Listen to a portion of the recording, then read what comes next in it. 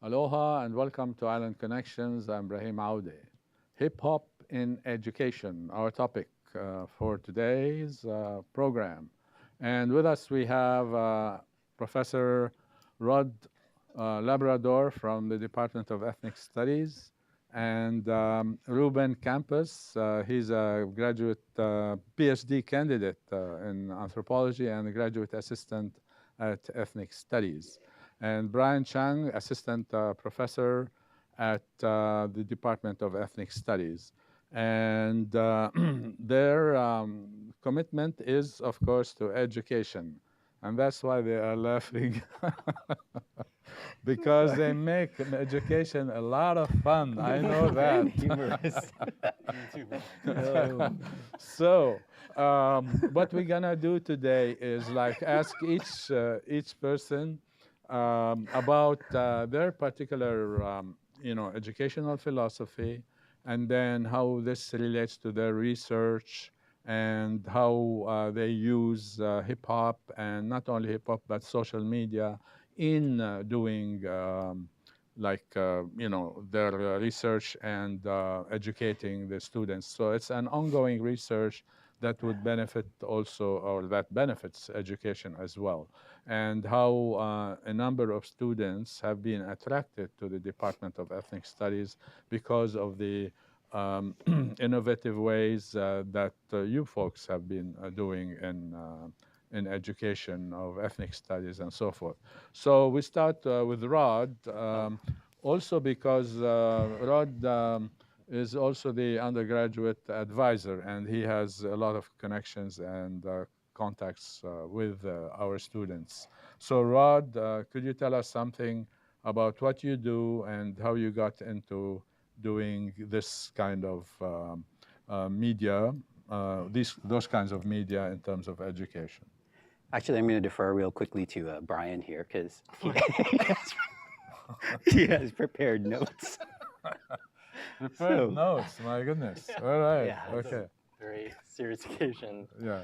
Well, I think, I sort of got into thinking about sort of hip hop and education, I think, in college. I think like a lot of, Asian Americans, I sort of grew up upper middle class. And so I think when I went to college, I think sort of the common story is that for a particular sort of class of Asian Americans is that, that you kind of begin to think about your identity and begin sort of processing your own sort of politics in college. And I remember I had taken a few classes in ethnic studies, and one of them was a class on hip hop culture.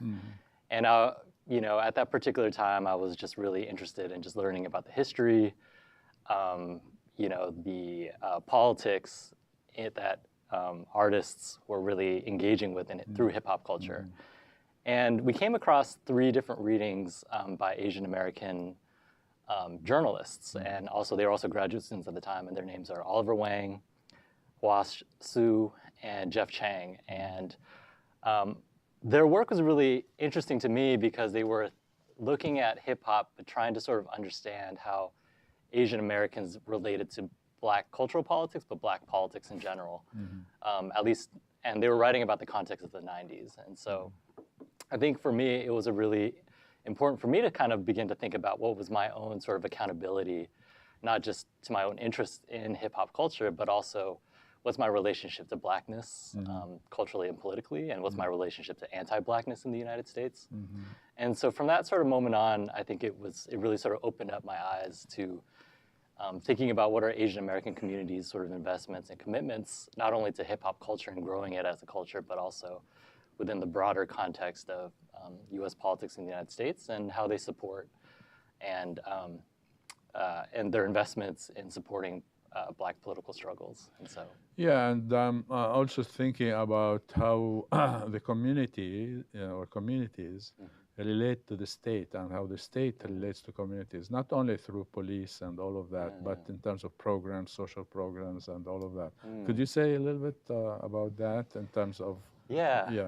Yeah, I mean, I think so a few of my friends and I, when we were taking these ethnic studies classes, we started hanging out, we were studying together, but then we kind of realized that we were all kind of into hip hop in different ways. So we had people who were doing graffiti, folks who are DJs like myself, and then people who are MCs or rappers, poets. And so I think what we were trying to do is we were trying to process the things that we were learning in class and trying to see how they applied to our own experiences on campus or even off campus. And so we had created a group, like a hip hop club on campus, and we were trying to kind of get involved with existing student groups on campus and seeing how we could support different projects. And so one of the things that we were kind of involved in was kind of like supporting a campaign to make sure that this one cafe that was sort of where all the kind of leftist radical students, progressive students would hang out.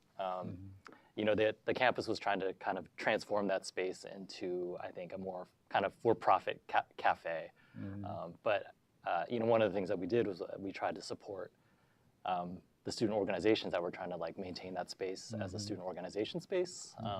And it was a really important space for different organizations to get together, plan projects, develop strategies, and that sort of thing. And so that's just one example of many that we were involved in.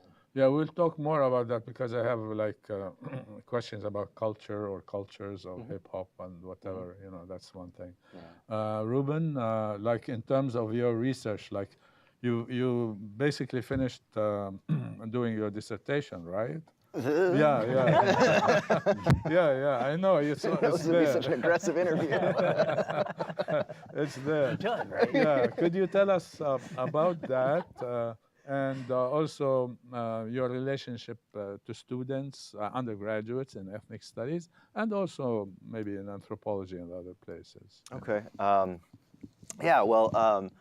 I guess in a part of it, my dissertation really comes, which is studying hip hop in Mexico City, comes out of a very, long, autobiography of my own of coming into hip hop through really, and my own ethnic identity through a group called Cypress Hill, which were Latino American and Italian and Cuban, but I grew up in a very musical home, and my dad was constantly bringing new musics in, and the first hip hop he brought into the house, which I kind of really consumed, was Cypress Hill.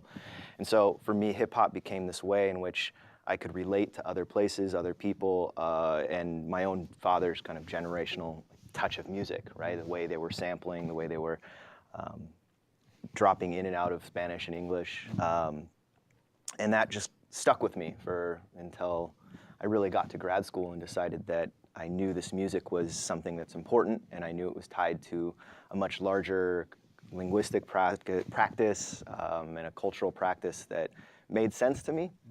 And so I came to Hawaii. I decided to study hip hop here. I did that for my master's.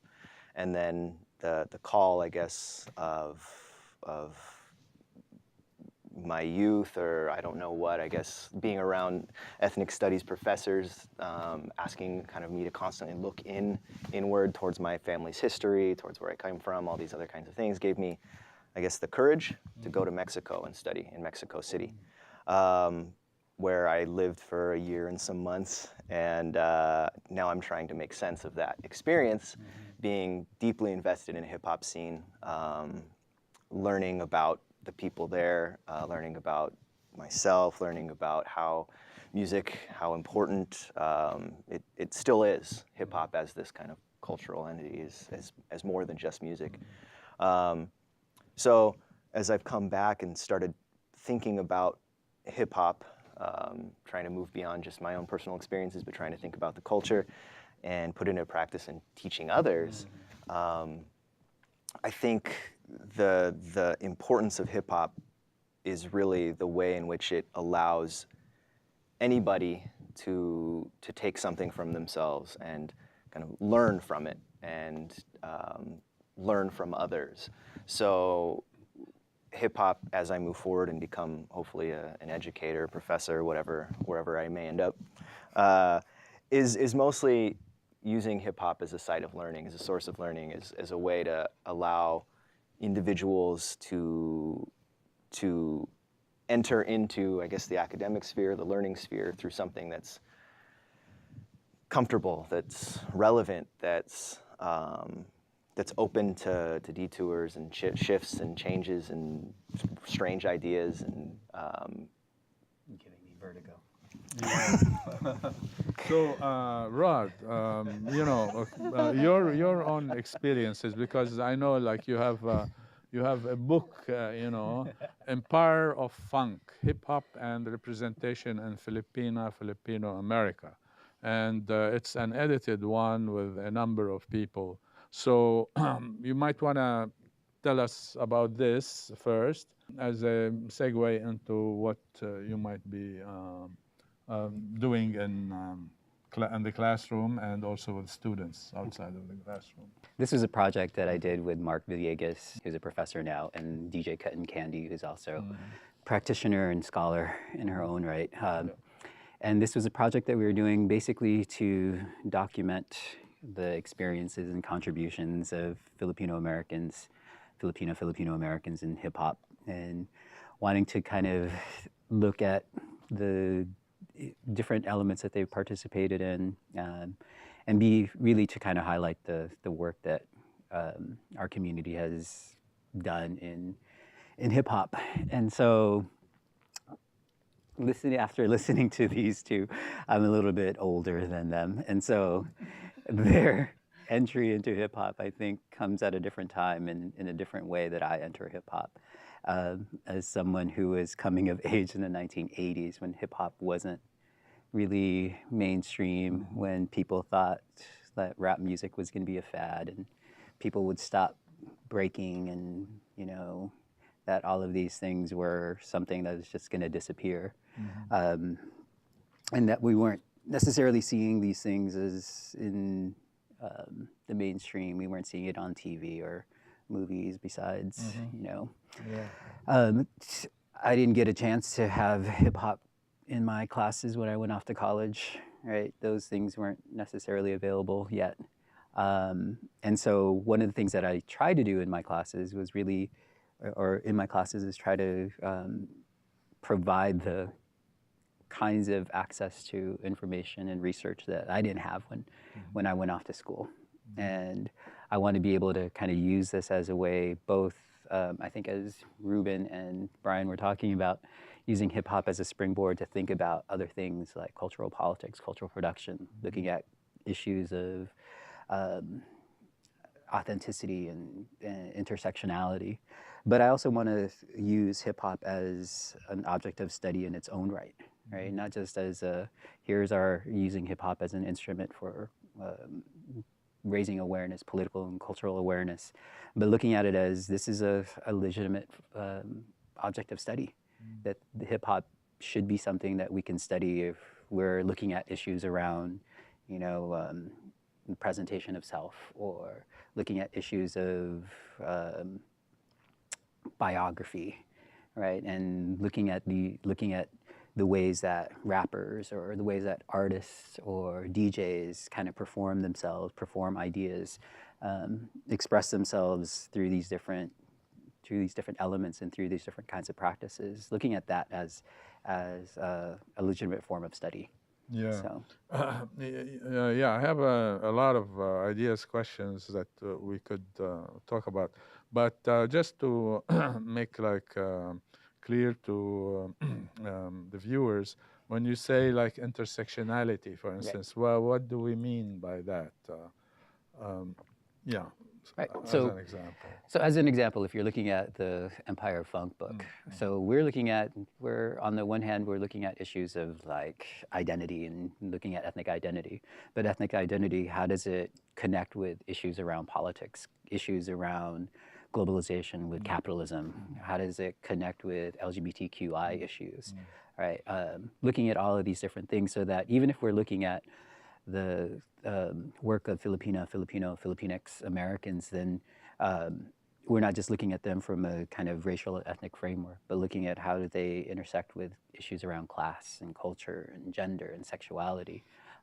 With religion, we're looking at issues of religion in the book as well as issues around place, right? So if we're looking at folks who are creating culture and practicing hip hop in New York, how is that similar to, or how is that different from the way people are doing it here in Hawaii, right? And how are they expressing themselves in these particular places or at different historical moments, right? So then, if we were looking at it from an intersectional framework, is not just simply looking at one particular thing, but looking at this larger matrix of connections and looking at the ways that they're kind of woven into each other. Yeah, so actually, like, when somebody says like hip hop in education, whoa, why? What is that? This is like street stuff. What has this got to do with education, or breaking, and all of that? What has this got to do with education? But actually, that shows that how like communities and societies have developed over time. And the other thing about hip hop, for instance, it became universal. It globalized. Like this is globalization um, from below. Although like hip hop can be co-opted, has been co-opted, it becomes like globalization. When it becomes universal, globalization from above. Above going down. And this has to do with the question of socialization. Which way are you going to be socialized, right? From like, global capitalist, neoliberal kind of situation? Or is it something that really deals with, the multidimensional nature of society, etc.? And that is the one from below. So that's one thing. That leads me to asking Brian, but for everyone else, then is there a hip hop culture or hip hop cultures? Having said what we just mentioned. Yes. Yes. I guess Culture or cultures? Plural. Plural. Cultures. Yeah. I think one thing that we sort of saw during the late 1980s and throughout the 90s was how, I think with the sort of globalization of media and the ways that capitalism has produced these channels of media transnationally and in places, across the world, I think one of the things that we sort of see is also the transmission of cultural political ideas crossing different borders as well. And I think, one of the things that we sort of saw during the late 80s and 90s was how,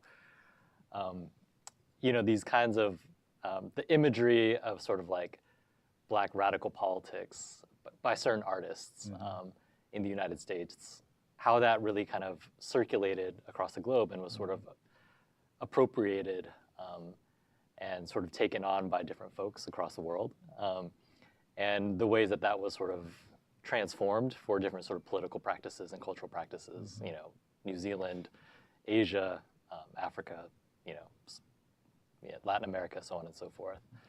So I think that, even though you might see that sort of globalization from above, there's always this idea of it coming, also this grassroots notion from below as well. And I think that there's always ways that I think the economic sort of intentionality of commodifying cultures is always being challenged and being reappropriated, and the meanings are always changing as culture is being practiced in local contexts.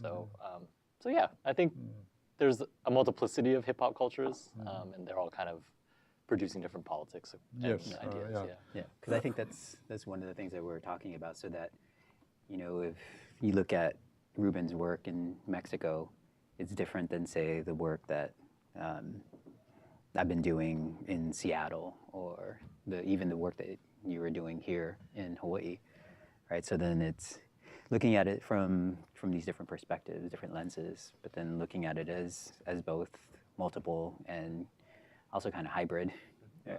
And I would say that, for all of the kind of multiplicity, these multiple cultures that we're seeing and how they're expressed in different places, why hip-hop becomes relevant in educational spaces is because I believe that despite all the difference in cultures between hip-hop cultures, there is a shared element of the artists themselves, the practitioners themselves, are taking education into their own hands and learning by their own means, right? So as they're stylizing themselves in different ways, as they're trying to be, the best MC, rapper, or other practitioner, b-boy, b-girl, DJ, whatever, they're strengthening their presentation of self and their stylizations by kind of a commitment to knowledge, to the learning, to practicing things and just being good at things, including learning. So.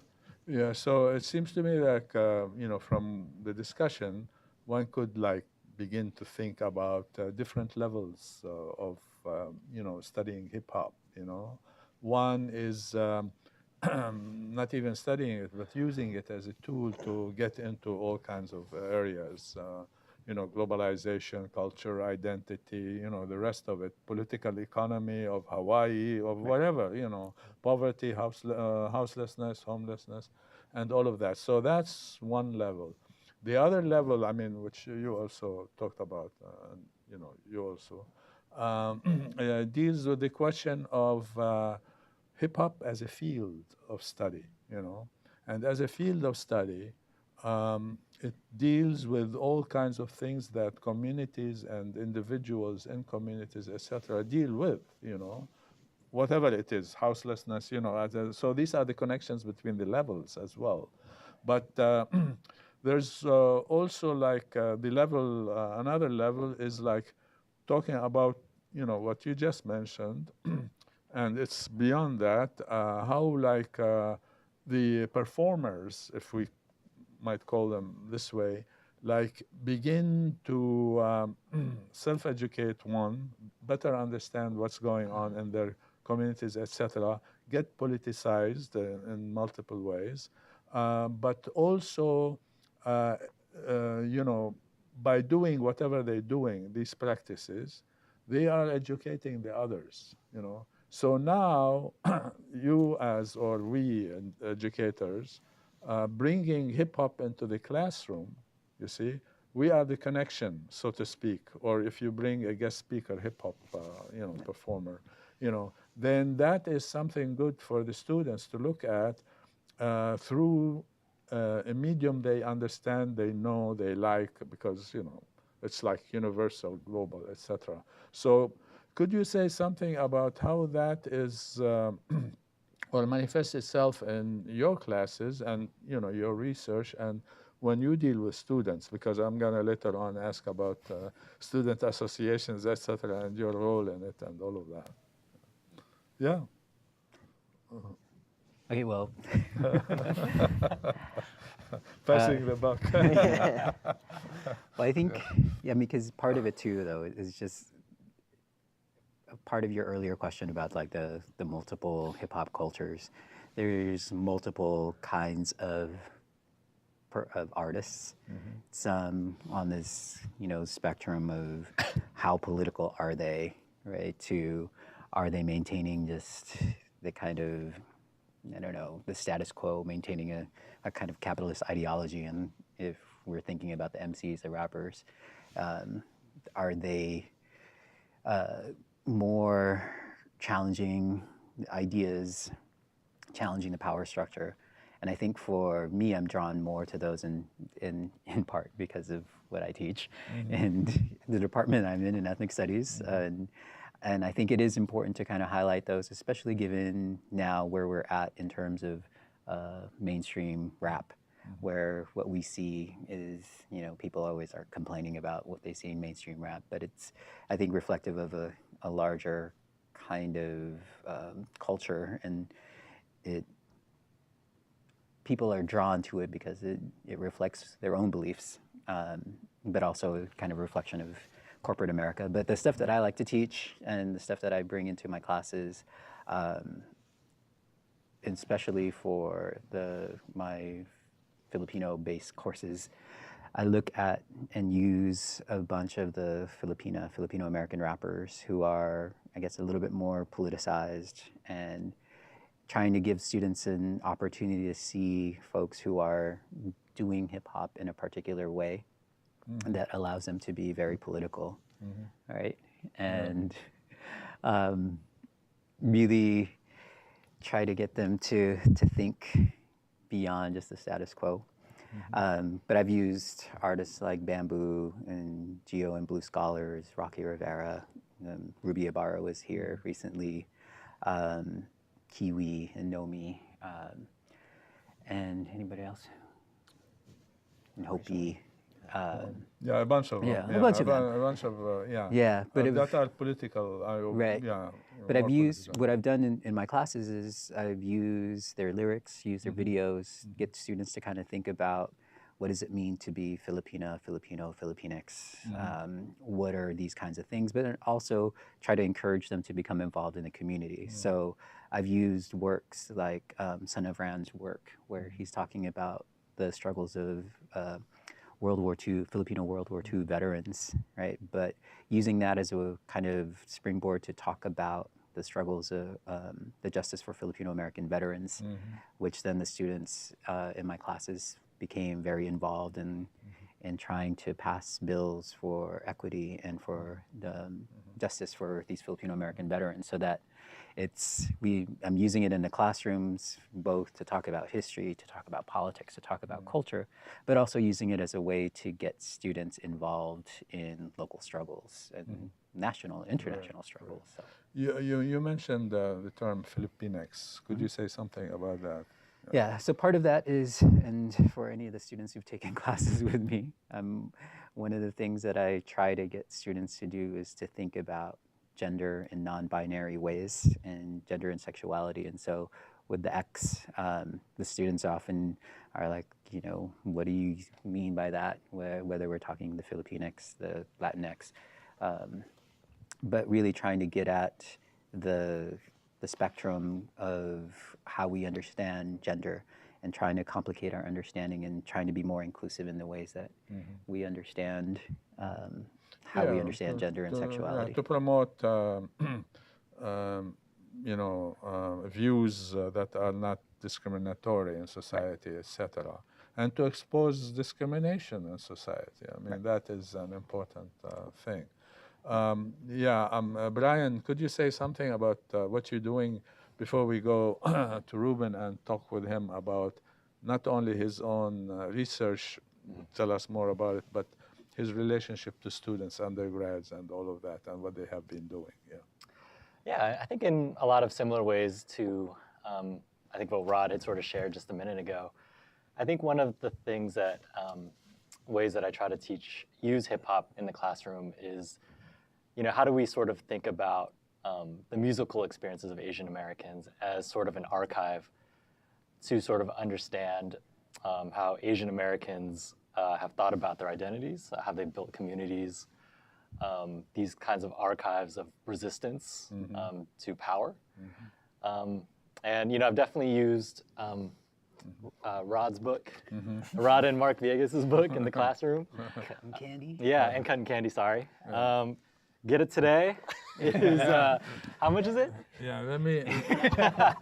I figure we have the opportunity. $40. I'll show it again. It's $40. You can probably get it on Amazon, maybe a little bit cheaper. But I think it's a really important text because I think it's one of, you know, few books that are out there that I think really are committed to investigating not just Asian American experiences of hip hop, but to really think of this as like, this is history, right? And how do we sort of understand how Asian Americans have inserted themselves within U.S. history. And so one of the ways that I've kind of used this sort of text in the classroom as well as other texts is, you know, I invite some guest speakers.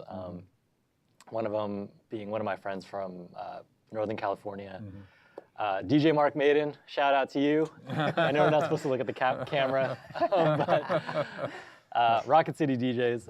But you know, he's been somebody who's been a part of the Filipino DJ scene in the Bay Area since like the mid '90s, and it's a pretty, you know, historical DJ scene that dates back to like the late '70s, I would say. Mobile scene. Yeah. DJs. Yeah. And you know, I have him sort of you know, share his experiences being a part of this legacy of Asian American mobile DJs or Filipino mobile DJs, and to kind of talk about what it was like for him, you know, to kind of understand his sort of identity, particularly issues around masculinity as it pertains to these practices of DJing.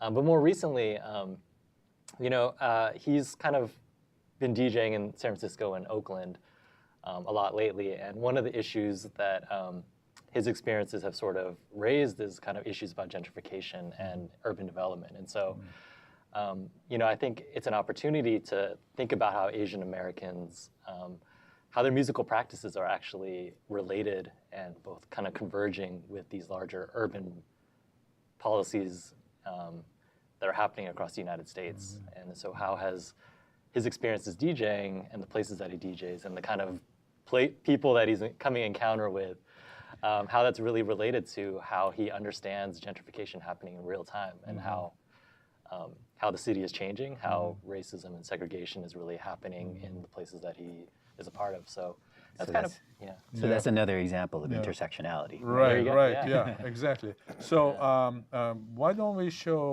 one clip, and then we'll talk about it, and then we'll move on to Ruben.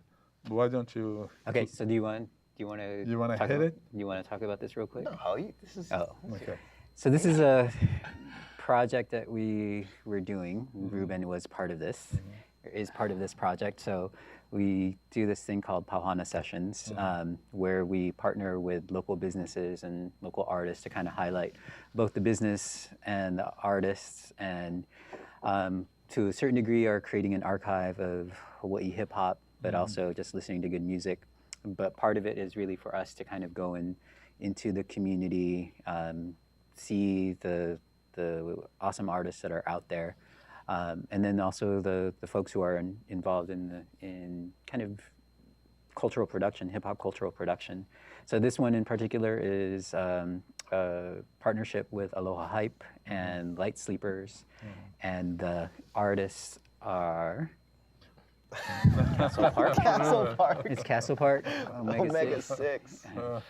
Yeah. So this is this is like a couple of minutes out of like a 17-minute kind of thing, right? Yeah. Right. So the Pau Hana Sessions thing that I do. So one of the things you were asking me earlier about like what I do on campus. So one of the things I do, I bring artists into class. Yeah. I do interviews with them. And usually in the classroom, what we'll do is we'll talk. I'll show a video that they've done, and we'll talk about the videos. And one of the things that is different for Pau Hana Sessions is you have a live performance. So it's the similar kind of format as what I usually do on campus, but so Q&A, then performance Q&A. And so instead of showing the videos, then you actually have a live performance. And so this is one that we did at the Light Sleeper store on Macaulay. All right, fine, here we go. This song is called TAIKA. It's an acronym. It stands for Thank You, Come Again. All right.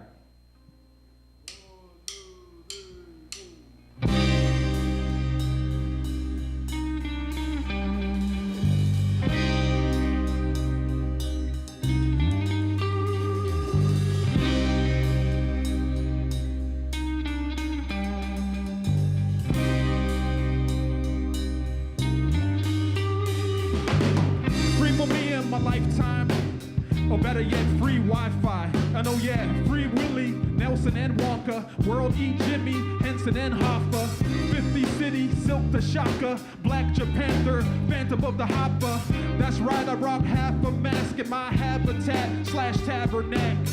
We shun the herd cause mum's the word. Leave grave situations undisturbed. Sip bottle crown over hollow ground. Pour one for the homies like Doughboy showed me.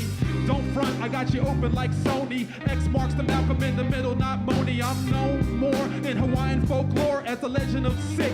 Fist of the North Shore. To the rappers to the front and back, don't quit your day jobs. And the ratchets at the front and back, just step outside, please. To the fortunes that go up and down, we say goodnight, peace. Thank you, come again. Thank you, come again. To the rappers to the left and right, don't quit your day jobs. And the ratchets at the front and back, just step outside, please. To the fortunes that go up and down, we say goodnight, peace. Thank you, come again. Thank you, come again.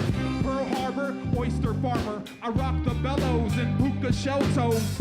Freeze water, be buoyancy. It's all wood, grow koa trees. Castle Park, more heart than a clover leaf. That's why we be The hungriest hippos on campus. I look down on your city like I'm standing on Tantalus. Outstanding with the stanzas. Sick of sycophants, neck and neck with necromaniacs. Captains from Cook to Kirk. Final frontier is here where we put the work. Intergalactic, combine classics. Common writer action shook the earth. Raw tactics, mild chiropractics. I recital practice, hook the verse. To the rappers to the left and right, don't quit your day jobs. And the ratchets at the front and back, just step outside, please. To the fortunes that go up and down, we say goodnight, peace. Thank you, come again, thank you, come again. To the rappers to the left and right, don't quit your day jobs. And the ratchets at the front and back, just step outside, please. To the fortunes that go up and down, we say goodnight, peace. Thank you, come again, thank you, come again. To the rappers to the left and right, don't quit your day jobs. And the ratchets at the front and back, don't step outside, please. To the fortunes that go up and down. Yeah, so this is puts us in the mood, so to speak. But I have a number of questions, but why don't you, Ruben, tell us a little bit more about that, maybe, and other things similar to that, and then how do you, shall we say, translate, interpret this when you deal with students, you know, and how they do it along with you. Okay. Well, I guess my engagement with students has mostly been through a student organization called Ethnic Studies Student Association, which for the past couple years has been really working very closely with Dr. Labrador here to kind of, I guess, help solidify the already very obvious relationship between hip-hop artists in the community and students on campus. They're not different communities in many ways. There's artists up here and there's students down there in the community. Right. So events like this are always amazing to organize and help happen because the students, they come out, right? They get out off campus and they start having relationships with, like I said earlier, hip-hop artists who are prepared to educate, prepared to teach. So as that happens, the artists become more engaged in some of the, I think, hip-hop and rap music that someone like Dr. Labrador or Dr. Chung here, myself, have in some ways curated, right? The kind of rap that we like to listen to, which sometimes has a little more political edge to it or is a little more engaged socially, the artists are. So that's generally the major linkage that I like to see that happens through events we organize. Good. There's also like a Black Students Association that on campus that you look at, and you know, the Department of Ethnic Studies is a safe zone for everyone, you know, regardless of color, race, sex, gender, what have you. And so that really facilitates, you know, that kind of space to become what it is, what it already is, it seems to me. So one question might be like kind of not strange, All right, but it's go for it. important to ask, you know, Okay. what's the relationship with what we're talking about, like, you know, and what they call, recalling what we have talked about from above and below globalization and stuff, and what might be called gangster rap, for instance, you know. Where is it in terms, no, I'm not kidding. I mean, this is very important because some people some viewers say, oh, you know, hip-hop, gangster rap, etc., ethnic studies, whatever. You know, so where would you locate that? What's the relationship? Is it from also above, below globalization, you know, pushing neoliberal stuff one way or another, neoliberal ideas, etc., or could it push other things as well? And so where the hip-hop that we're using on campus to educate, whether as an instrument or as a field of study, etc., where does and how does it relate to gangster rap? Anybody else? Go ahead. Anyone, yeah. And just noticed that the camera suddenly turned to me. Now I feel like pressure. But I mean, I think one way that I've come to understand gangster rap is that I think it's through Black studies and Black cultural studies. And I think one of the things that Black cultural studies has tried to push is that gangster rap, some of the sort of conventions of it, the imagery, the kind of braggadocio, is that how I pronounce it? I feel like I'm always mess it up. Like that there is a sort of lineage and genealogy to that. And that I think what we sort of see mass mediated is a certain kind of Black stereotype. And I'm sure that is definitely always sort of there because it's part of it's circulated in US popular culture for quite a long time. But I think what Black cultural studies is trying to kind of show us is that that the kind of imagery is actually part of these oral traditions of resistance, right? And I don't want to say that gangster rap inherently is resistant, but that I think if we look at certain kind of artists, what we actually sort of see is something that has been certain kind of tropes that we've seen in Black oral traditions and Black cultures for hundreds of years. I'd like to interject. Where would you put like someone long time ago, Tupac Shakur? Where would he? I mean, I think somebody like Tupac Shakur or somebody like Vince Staples today. I just listened to his new album, FN ! It was really good. But I think what we sort of see beyond just the lyrics themselves, but I think somebody like Ice Cube's first album, I think would be sort of exemplary of this kind of idea of resistance. Not necessarily in the lyrics, as I said, but like certain ideas about sort of challenging forces of state violence, right? This kind of violent sort of imagery isn't necessarily just violence for the sake of violence, but it's violence targeting, specific forms of state oppression. And because I think that's one of the questions we also just kind of have to ask is why does that become sort of the primary ways that we engage with rap, right? And those are the dominant images or the tropes that we're familiar with.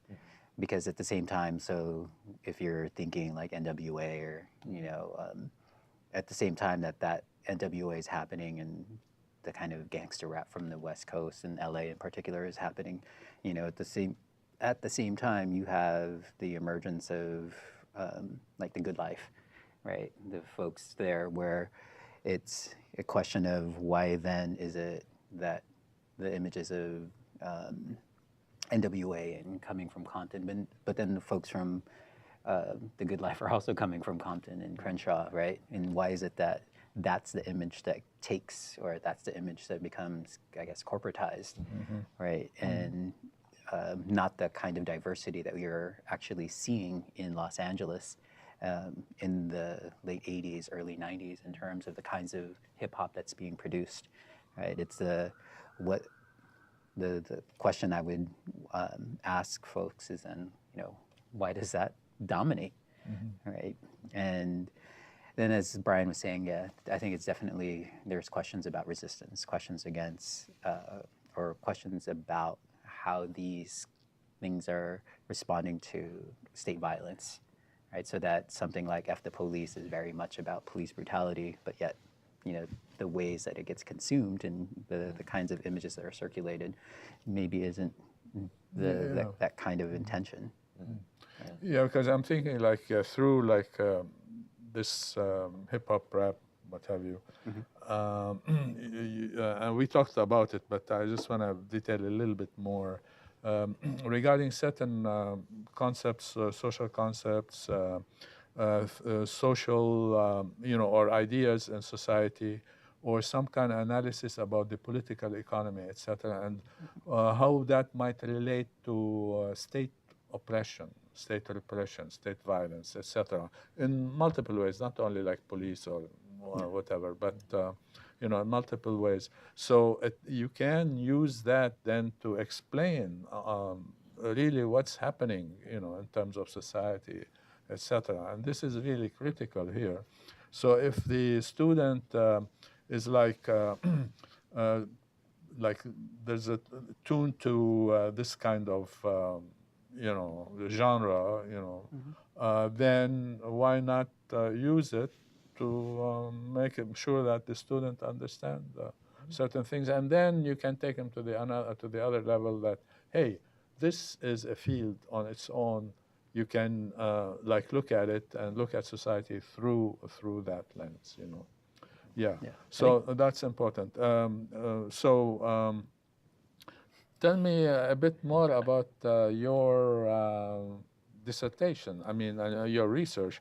Okay, Mexico, and you did all that thing, and you stayed there for over a year. Yeah, right. Yeah. How was it? It was absolutely insane. I mean, it was crazy, and it introduced me to a lot of different people and living in a lot of different places, a lot of different kinds of conditions, where and put me face to face with different kinds of violence. Being there, as you know, you've pointed out the state violence, like the impact of the drug war, the state's kind of very oppressive drug war, and also well as cartel terrorism that are infecting and having consequence on a place like Mexico City, which is there was discussions of violence against women, I mean to link, although I don't focus on any kind of really explicit gangster rap in my hip hop, and I focus more on the artists that were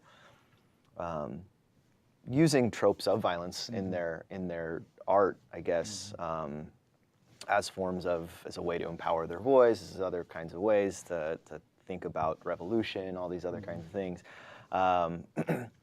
The dissertation research that I completed has opened me up to really new ways of, I think, hearing Mexico and thinking about Mexico and understanding it in relationship to, I mean, our current political climate, where how Mexican people are being represented by, I mean, the state, and in very violent ways, right? So I'm still thinking through a lot of these things with the writing of the dissertation, and because my work was so, I guess, grounded with direct relationships with artists, understanding how that time relates to the kind of bigger questions that we like to ask here it's a lot. It's very exciting. But I guess I'm optimistic for the possibility for like what that relationship might mean. Yeah, this reminds me, like, you know, if you want to understand quite a bit about society, you go and read novels, English novels, for instance, and they tell you a lot, you know. And if you want to understand about society, you got to study the artist, because the artist is an expression of his or her community, and so forth. And they have like their own ideology, etc. So you begin to unpack, you know, and deconstruct those kinds of ideologies, etc., to have a better handle on what's really going on in the lives of the artists, in their communities, etc., and how they relate to it. You know, so I'm looking at these kinds of things to understand, like how you know, a lot of the youth now are into, you know, like hip hop, rap, and so forth. But another thing that we haven't yet talked about is like other social media that you use in your classes, right? And of course, from knowing you, it relates to what's going on in terms of you know, hip hop and all of that. So how, well, Brian, you know, how do you use that? I mean, you know, I don't know, but everyone, this is for everyone, but we start with you. How do you use those kinds of media, you know, the social media, to like impart to students, I mean, theory and, you know, case studies and what have you, in context of hip hop and so forth?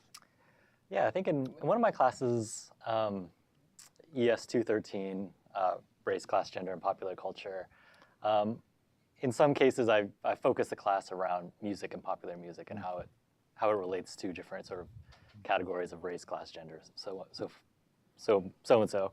And you know, I think I start off with the question, you know, like how do you consume music, you know, and what purposes does it serve in your everyday life? And so in my classroom, I kind of ask students like to think about the different ways, different kind of applications they use, like Spotify, Apple Music, Google Play. yeah, Google Play. You know, to think about, you know, what are the ways that they consume music? How do they consume music? And so I like to use these as an opportunity to have them begin sort of unpacking, you know, how music matters to them, and what conditions does music serve in their life to respond to different things. And so in terms of the other stuff, other forms of like social media, I mean, that's some of that stuff I'm just learning for myself. So, but the examples that I gave are, you know, just kind of the starting point. And I think they're really useful for having us think about how music has changed. I think how we consume music and how it circulates has changed, but also how young people and people in general are thinking about music. So. Yeah, like, you know, just a quick thing before we go to you, like with Ruben, if you send an email, he might read it like 2 days later. But if you send him a text just like that, you know what I mean? So different people use different things. Yeah. So do you want to like contradict me on this No, one? no, It only takes him 3 days to respond. and I'm teaching online courses, so media, online just presence, online lives are super important. And because I'm teaching at ES 101, one of my primary, like, I guess, portions of my class is asking the students think about race and ethnicity online and how racism and sexism and all of these other kinds of forms of discrimination are expressed online and what that means. And I've had, I guess, somewhat of a struggle, or I've realized that a point of intervention that I think professors need to kind of start making is it's very easy for students to believe that racist language online doesn't matter because that it's not real, and yet students are 100% living their lives online in these social media places. And so thinking about that and understanding that is not so much a kind of a question for hip hop, although definitely in all of my classes, hip hop videos become the kind of feed of comments at the bottom become a rich resource where an archive of like just a lot of racist language that we need to explore and understand how it's working and what it means. So, Rod? Yeah. So for me, I use social media in most of my classes, but primarily in my introduction to ethnic studies class, and I use Instagram. And one of the things I try to push the students to do is really to kind of think about how the things we're learning in class, the different concepts, the different ideas, the histories that we're learning in class, how these things affect them in their everyday lives. And so I want to use a tool that they use in their everyday lives, like IG. And I ask them to take photos of what's going on around them, and then apply them to particular kinds of concepts that we're talking about. That's good. That's what you like about Instagram, etc. Yes. Do you tweet or Yes. you stopped tweeting since Trump came into office? I do have some students who are still on Twitter, but I don't know, they're much more active on Instagram than they are on Twitter. And I think the idea of, it's kind of like the selfie culture, right? Everyone's kind of familiar with taking photographs of themselves and posting it. And I'm just trying to take that kind of cultural activity and something that's very familiar with the students and using it in an educational way. And really try to get them to think about how these things that they might not think are meaningful in their lives or relevant in their lives, like sexism and homophobia and Islamophobia, questions around immigration that maybe they are not necessarily interacting with or engaging in, but forcing them to kind of do it in this medium that they're very familiar with. Right. So I'm basically trying to make the concepts and things that we're talking about in class, making them alive and relevant to their everyday experiences. Yeah, I'm waiting for someone to do like, a rap around yesterday's elections. And then the firing of Sessions. Trump just fired Sessions. Really? Yeah. Yeah, so what is the next session? Or who is the next session? It's not that, he stopped being racist, Trump, talking about, Islamophobia or, the hordes coming from the south to El Norte and all of that kind of stuff, which leads me to this question. I mean, this has to do maybe not necessarily with globalization from above necessarily, but the question of how maybe racists, can use that medium, hip hop and all of that. Have you encountered such kind of, lyrics or something? Anyone? Yeah. Yeah. Yeah. I mean, I mean. I think in this. Or they are so racist that they don't want to deal with hip hop because of its origins or so. No, I mean, I'm being serious here. And yes, and I think we're trying to be diplomatic, but I think in hip hop as an art form and knowing and understanding hip hop is having its origins in Black culture and having its, but then also understanding that there are a lot of different folks who are participating in the culture now. I think it lends itself to very lively discussions about everything from cultural appropriation to the use of racist language to just racism. Yeah. So I think it's very. I think you can have very vibrant conversations around that. Yeah. Yeah, I know why I'm saying this, because you look like at blues, jazz, etc. went wild all over the world. Hip hop too, and so cultures of the oppressed, if I may use that term, cultures of the oppressed use hip hop all over the place. Yeah, for instance, in Palestine against like the state of Israel occupation and so forth.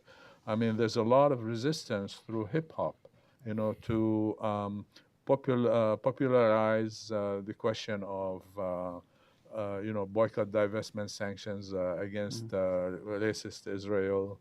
And it's really racist because it is only the state for the Jews, so to speak, which is really something terrible. But the people, and even some Israelis, use hip-hop to counter their own state oppression against occupied Palestinians, So this is an important field that needs to be like, studied even further and used to show like how the cultures of the oppressed can resist, And it's interesting to me, like coming from, the Middle East, seeing like how we would listen there to blues and jazz and all of that, and use it as resistance. Now it's a big thing in the Arab world. For instance, this kind of, hip hop and used to resist oppression, etc., and shows how like cultures of the oppressed come together, So this is interesting. So you relate to this to the person in Venezuela, Brazil, Nicaragua, El Salvador, etc., Mexico. We should not forget that. And in Hawaii. Hawaii. I mean, Hawaii and other things. So I'm sure, like, also there's a number of Hawaiian, indigenous Hawaiians who are artists and use hip hop. So anyway, we're flat out of time, I'm told. So thank you very much, and we enjoyed. All of us enjoyed this thing. I hope the viewers have. So thank you all, and mahalo nui loa, and see you next month. Aloha.